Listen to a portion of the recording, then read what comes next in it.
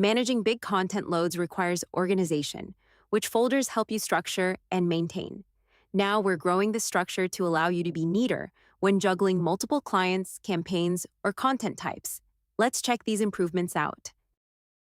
This feature lets you add folders inside existing ones to organize your templates and campaigns, with support for more than 5 layers for improved email marketing organization.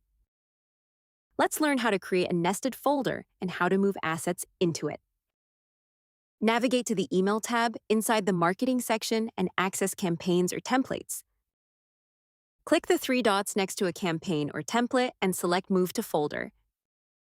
Select your main folder, then click New Folder. Enter the name of your nested folder, then click Move here to relocate your asset.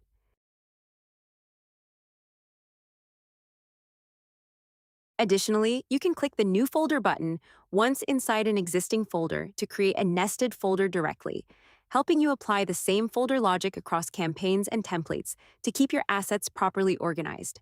We hope you enjoy it.